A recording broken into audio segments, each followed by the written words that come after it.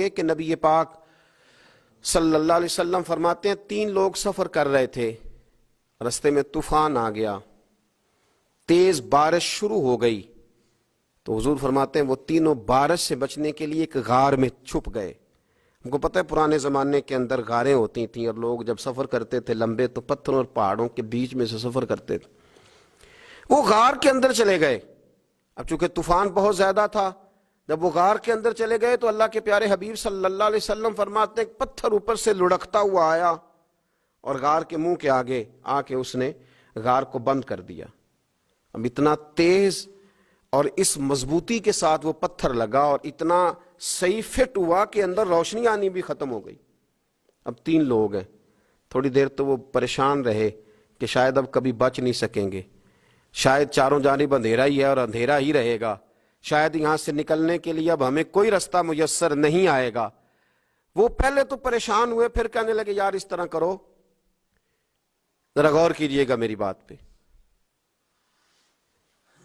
فرمایا اس طرح کرو، اگر کوئی زندگی میں نیکی کی ہے نا تو ذرا اس نیکی کو یاد تو کرو، اور یاد کر کے اس مالک کے حضور عرض تو کرو، وہ کریم ہے، کوئی آنکھو شاید من جاوے تے گل کم تتڑی دا بن جاوے، عرض تو کرو۔ تو ان میں سے یہ آپ اندازہ فرمائیے، یہ بات بیان کون کر رہا ہے؟ یہ مدینے والے رسول بیان کر رہے ہیں، یہ نبی پاک علیہ السلام نے بیان فرمایا۔ یہ وہ کہانی ہے جو ہمیں ہمارے نبی پاک نے سنائی، رسول کریم علیہ السلام نے ہمیں بتلائی، یہ داستان محبت۔ حضور فرمانے لگے ایک نے ان میں سے ہاتھ اٹھائے اور اس نے انداز کیا چھیڑا، عرض کرنے لگا اللہ تو جانتا ہے نا میں نے بکریاں رکھی ہیں، میں غریب ہوں، مزدور ہوں، اور مالک تو یہ بھی جانتا ہے کہ میرے بچے بھی ہیں، بیوی بھی ہے، پر میں جب بھی گھر لوٹا ہوں تو دودھ میں نے بچوں اور بیوی کو پہلے نہیں دیا، بوڑھے ماں باپ کو پہلے دیا۔ اللہ میں نے ان کے ساتھ ہمیشہ کرم کے بازو کھول کر معاملہ کیا۔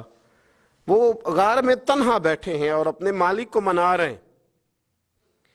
عرض کرتے ہیں اللہ تجھے یاد ہے نا ایک رات جب میں بڑی دیر سے لوٹا تھا، لکڑیاں کاٹتے، درخت تلاش کرتے، مجھے دیر ہو گئی، میں دیر سے لوٹا تھا، نیت یہ کر رکھی تھی کہ دودھ سب سے پہلے ماں باپ کو پلاؤں گا۔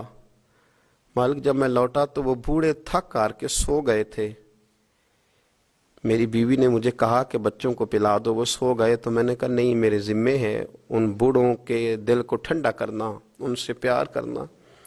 اللہ بیوی مانگتی رہی، بچے طلب کرتے رہے، میری ٹانگوں میں گھومتے رہے، بار بار آتے رہے، پر میں نے دودھ نہیں پلایا۔ اے مالک فجر ہو گئی، آفتاب طلوع ہونے کا وقت آ گیا، پر میں نے ماں باپ کے بیدار ہونے کا انتظار کیا۔ اے اللہ وہ جب اٹھے تو ان کی آنکھوں میں جو میرے لیے دعا تھی اور ان کے سینوں میں جو میرے لیے کرم تھا، اگر تیری بارگاہ میں وہ نیکی قبول ہے تو مالک پھر رحم فرما، نہ اس مشکل سے آسانی عطا فرما۔ سنو سنو، رسول کریم صلی اللہ علیہ وسلم فرماتے ہیں کہ اس بندے کی دعا مکمل ہوئی تو پتھر تھوڑا سا سرک گیا، اور اتنا سرکا کہ آسمان نظر آنے لگا۔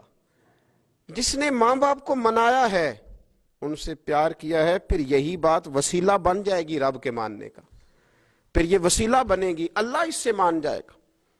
پھر رسول کریم صلی اللہ علیہ وسلم فرمانے لگے، دوسرا بولا اور عرض کرنے لگا کہ اے اللہ تو جانتا ہے مجھے اپنے چچا کی بیٹی بھانے لگی تھی، میں اس کی طرف رغبت کرنے لگا تھا، اور میں نے جب اس سے جا کے ارادہ کیا کہ میں تیرا طالب ہوں، تو اس نے مجھے کہا کہ پہلے 100 دینار لاؤ بانا، تو اللہ میں نے مشقت کر کے 100 دینار جمع کیے، اور جب میں پوری طرح اس پر حاوی ہو گیا، وہ میرے قبضے میں آ گئی اور گناہ کا میں نے ارادہ کر لیا، تو اس عورت کے منہ سے ایک جملہ نکلا کہ اللہ سے ڈر۔ اے مالک وہ میرے قبضے میں تھی، اے اللہ میں گناہ پر قادر تھا، میں چاہتا تو گناہ کر لیتا، لیکن جب اس نے تیرا نام لے کے کہا نا کہ اللہ سے ڈر، اللہ میں ڈر گیا، میں اسے چھوڑ کے آ گیا۔ اگر تجھے یہ بات پسند ہے تو پھر نکال دینا اس مشکل سے، پھر کر دینا کرم۔ اللہ میری بھی تو چڑھتی جوانی تھی نا، میں بھی تو سب کچھ کر سکتا تھا، پر تیرے لیے، تیری خاطر میں لذت گناہ سے باز رہا تو اللہ تو رحمت فرما دے۔ حضور فرماتے ہیں اس کی دعا مکمل ہوئی تھی کہ پتھر تھوڑا اور سرک گیا۔